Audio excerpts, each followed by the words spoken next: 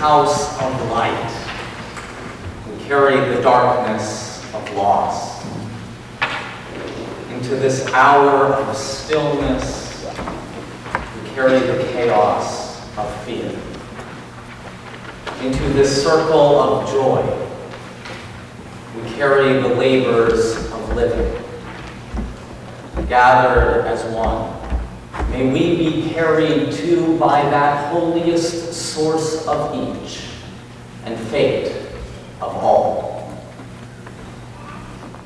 It's the season, it's the day for celebrating the thin line between this world and the next, between life and death, between us and our ancestors.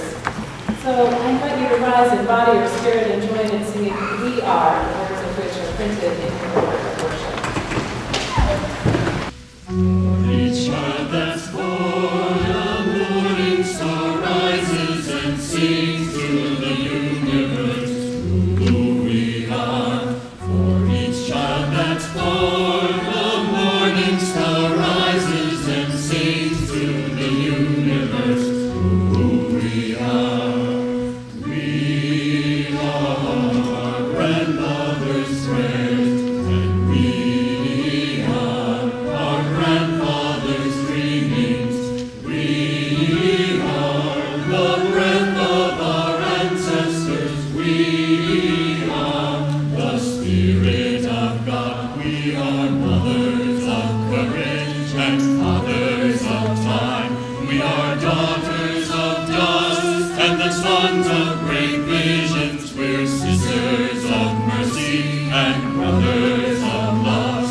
We are lovers of life and the builders of nations. We're seekers of truth and keepers of faith. We are makers of peace and the wisdom of ages. We are our grandmother's prayers, and we are our grandfather's dreamings. We are the breath of our ancestors. We are the Spirit of God. We could continue that beautiful song, couldn't we, on this day of all days? We don our grandmother's dress, and we hold our grandfather's pitchfork. We are the ghosts and the night haunters. We are the living dead. We are Anakin Skywalker and Tigger and who we are followed from wicked and Disney princesses. We're hippies with tie-dye and superheroes too. Here's puns, here's girls and zombies and little Bo-Peep. We're seekers of screams and passers of candy. We're makers of tombstones and spreaders of cobwebs. And still, we are our grandmother's prayers, and we are our grandmother's dreamings. We are the breath of our ancestors. We are the Spirit of God.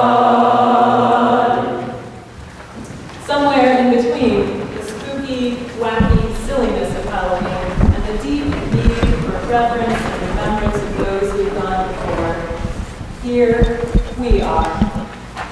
In ancient Celtic society, this day was known as Samhain, Gaelic for summer's end, and it came at the point where the powers of the sun to provide light, growth, and warmth were waning, and the months of darkness and the killing frosts were upon us.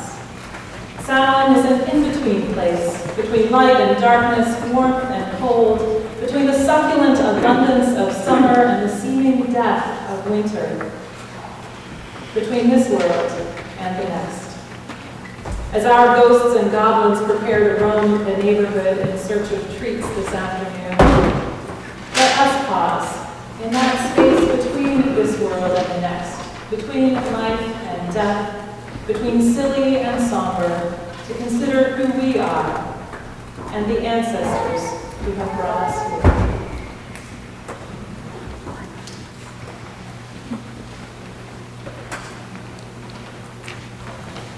This week, I and a family from this congregation invited that Holy Spirit to be with us at Mount Auburn Cemetery for a service of interment of ashes. It's a gloriously beautiful cemetery, and it was an exquisite day. There's something about these sunny, warm days in this season of Samhain, of summer's end. They're somehow all the more delicious for the fact that we know that they are numbered. Looking around the cemetery, we were surrounded by the sight of trees in their last blaze of glory. They seemed to be lit from within, rivaling the sun for brilliance and surpassing it, I would say, in beauty. Those fall leaves are an inspiration to me every year. In that last burst of glory before they die, they seem to be saying to the world, look at the beauty that I have held all year. See it, know it, let it carry on before I go. They aren't meant to last longer than that journey from spring to autumn. And they still seem to have an urge to get it all out there before they bid us adieu. If we take our cues from nature this time of year, we can't escape the fact that it is a poignant time. The canopy of leaves that's been our gorgeous ceiling for the last several months flies out in gusts of glory. Temperatures stretch from chill to warm in a matter of hours, but we know that final plunge is close at hand. We're no longer a harvest-bound people, as the Celtic people were celebrating Samhain, drawing in the last of the crops and preparing our store for winter. But it's in our bones, no matter how much technology we have to hide us from it. It's in our bones that we can't escape the truth of that thin line between life and death. We know that we too are of the earth, that our lives hang in delicate balance each and every day. I wonder if it could be that our perception, our awareness of that line is what has us spending more and more time immersing ourselves in the revelry of Halloween each year. What used to be a pretty low-key celebration for children has become the biggest party weekend of the fall for college students, and more adults are joining in the costuming and revelry. It's now second place among national holidays for consumer spending, surpassed only by Christmas. The Halloween apparel and candy industry estimates that about a third of all American adults will have worn a costume this month, and a third will have attended a Halloween party. Half of our households display Halloween decorations. Some of what drives this is obvious. Halloween's a safe holiday, it's culturally speaking. While it has roots that connect it to many religious traditions, it belongs to none of them alone. So it's a safe place to engage in holiday fun without fear of offending someone else's religious sensibilities. It's also a safe holiday for exploring the wilder side in each of us. On Halloween, we get a night of exploring brazen possibilities for the people we aren't. The accountant turns into a swashbuckling pirate. The harried mom becomes a sexy Old West barmaid. The aggressively heterosexual guy gets to dress up as a cheerleader and not damage his social standing. Thomas Long, a theologian at Emory University, invites us to wonder at the increasing popularity of Halloween for adults and suggests that our eagerness to dress up is really a deeper statement of our soul's yearning. He suggests that that swashbuckling accountant might be saying with his costume, I'm weary of the boring life I lead. I'm weary of my domestication, even of my timid and conventional church. I yearn for adventure. I want to be summoned to a life bigger than the one I lead. I want to venture into that place where everything is urgent and a matter of life and death, where life is a dangerous risk worth taking. This yearning for a life of size and urgency, this desire to come close to death and be unafraid, he writes, is called the gospel. Dr. Long refers to the gospel of Jesus, of course, and couldn't be more right about the fact that the lessons and teachings of Jesus call us into urgent presence with life and call us to face death without fear. Great teachers of faith and witness throughout the world have offered that wisdom over and over again. Think of Gandhi's commitment to speak the truth at any cost, knowing that the greater truth of the power of love and nonviolence would live on far longer than he could pray to. Think of Burmese leader Aung San Suu Kyi and her commitment to live free from fear, though she's been persecuted by her own government for decades. Spiritual teachers throughout time and all around the world have taught us that putting their lives on the line is the real cost of following the Spirit's lead, that we don't know where it's going to take us. It takes courage and real bravery to do that, far more than facing the demons that haunt the night. What's more, what calls us further, what calls us most deeply, is to become who we are meant to be in this life. We love to escape into the fancy of Halloween, and goodness knows that we need some holidays that are pure fun. I don't want to rob anyone of that. I do want to ask, though, that we pause at this moment when we know in our bones the tenderness of this time, the fragility of the line between life and death, to take in the deep invitation of the season when the veil between the worlds is thin. The realm of great teachers we have had has included those who may not be known to anyone more than the circle of their loved ones, who face death with grace and strength. Their images are written on our hearts this morning.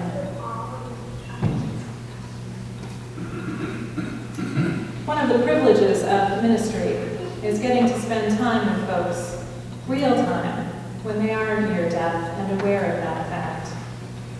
It's a privilege because there's a clarity and an urgency to what's shared and how it's shared when we know that time is short. A lifetime of wisdom, of heartache and joy suddenly are at the tip of a tongue that once was very slow to speak at all. When death is known and the person who's dying is facing it squarely. Like the autumn leaves, we give forth a bright flash of color, of wisdom and of our very essence in the days or weeks or months before death. It's glorious to witness because it's a testament to the miracle and the joy of life itself. My colleague, the Reverend Dr. Forrest Church, was one such man. Never one to hide his wisdom or his love of life, he offered the world many parting thoughts as he found himself in battle with terminal esophageal cancer that ended his life just over a year ago. In the sermon he offered as he announced that his illness certainly was terminal this time to his congregation, he wrote, "At every deathbed, the light that shines is framed with darkness. When those we love die, a part of us dies with them. When those we love are sick, we too feel the pain. Yet all of this is worth it, especially the pain. Grief and death are sacraments, or can be. A sacrament symbolizes communion, the act of bringing us together. To comfort another is to bring her our strength. To console is to be with him in his aloneness. To commiserate is to share her pain. Unless we armor our hearts, we cannot protect ourselves from loss. We can only protect ourselves from the death of love. Yet without love, nothing matters. Break your life into a million pieces and ask yourself what of any real value might endure after you're gone. The pieces that remain will each carry love's signature. Without love, we are left only with the aching hollow of regret, the haunting emptiness where love might have been. Church's advice to us all at the end of his life was to live fully awake to the fact of our mortality.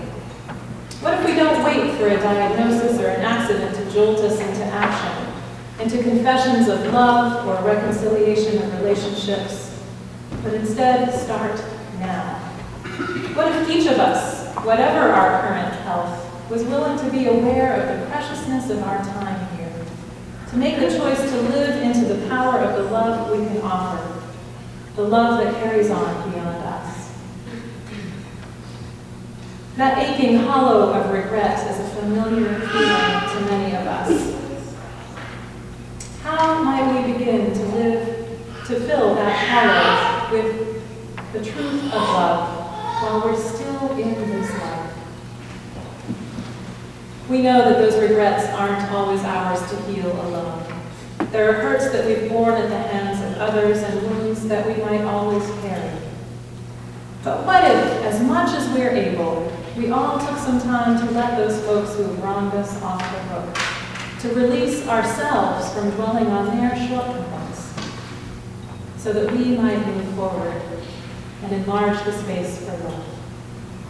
What if we took stock and made amends where we could for those ways we've done wrong to others? What if we let our parents off the hook for the ways they could have done better and look at our children as the symbols of the miracle of life they are, even when they are a royal pain in the behind? What if we were willing to bury the old grudges and discover the space that opens up in our hearts? The overtures of love that we're called to in this life can rival our Halloween revelry for the risk and the danger they pose. Those that we've loved the best, those we mourn the most, those we remember this day, are the ones who did the best job of offering that love fully to us, perhaps with wild abandon. Imagine honoring their legacy by summoning in ourselves a little more courage to love. Imagine their love surrounding us as a shield to protect us from whatever it is we most fear, that we must face in order to be who we are meant to be in this world. To follow that call can sometimes seem ridiculous. To live boldly into a new truth for ourselves and our world when it's barely understood as we step out and begin the journey. But what if we look to one another for the courage to make that possible? Come, Holy Spirit. Come close to us this hour. Let love be our guide, and the invitation to whole living be our call. As we beckon the memory of beloved ancestors and share their presence among us, may we carry forward all that is ours alone to live, the shaping of a future full of hope, ready to face fear, and enter into a new destiny together. May we shine while the days are ours and leave the signature of love on each part of our lives before we go. So may it be.